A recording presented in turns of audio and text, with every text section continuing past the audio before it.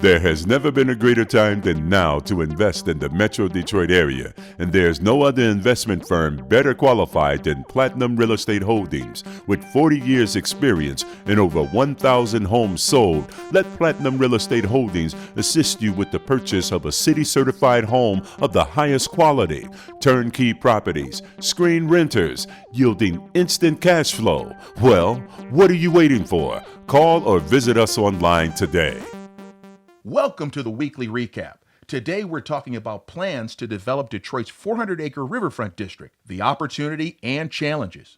Detroit leaders are hoping to move quickly to choose a team of architects and planners to create a new vision for Detroit's East Riverfront district. This 400 acres of land is often called the most important but underused development zone in the city. Just for reference, the land area or district we're talking about is bordered by Jefferson to the north, the river to the south, downtown to the west, and Belle Isle to the east.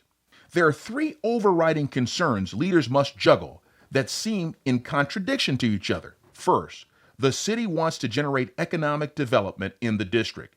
That means thousands of jobs and residents to create a much-needed tax base for the city. But at the same time, leaders want to avoid making the East Riverfront a gated enclave for the wealthy. Instead, they insist, the East Riverfront become an inclusive district that includes significant affordable housing and looks like Detroit.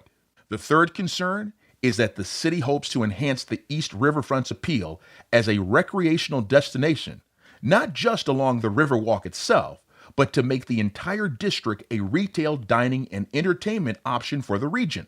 Recently, 7 teams consisting of dozens of individual firms presented their preliminary thoughts to a panel of judges that included Maurice Cox, City of Detroit Planning Director, and Mark Wallace, President and CEO of the Detroit Riverfront Conservancy.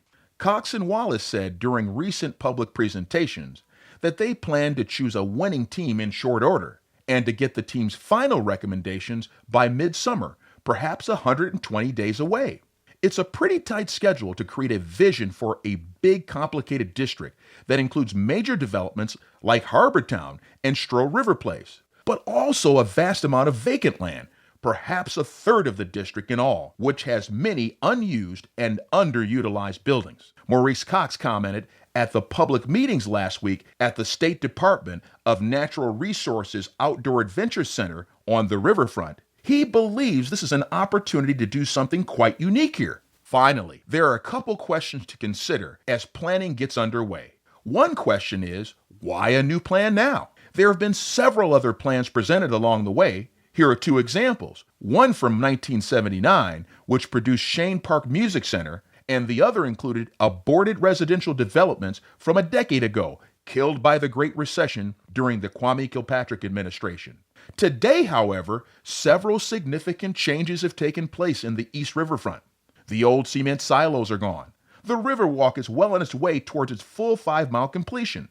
The state's DNR Center is open for visitors, and a major new residential development, Orleans Landing, is under construction. The second question is, what to do with Jefferson? East Jefferson Avenue, the northern border district, operates more as a barrier to the riverfront than as a gateway, working more as a high-speed roadway for Eastside commuters than as a welcoming, safe neighborhood street. Planners will have to figure out how to calm the traffic on Jefferson, perhaps by reducing the number of lanes and using 2 or more lanes now devoted to traffic for bicycle lanes and wider sidewalks for cafes and such. Bottom line, for this problem, planners will need to come up with ways to enhance the north-south crossing opportunities across Jefferson so that residents living in the north will find a welcoming entry into the waterfront district. Well, that's this week's recap. Have a great day. This has been your weekly real estate investment news recap. Visit Platinum Real Estate Holdings for more real estate news and view our latest turnkey properties.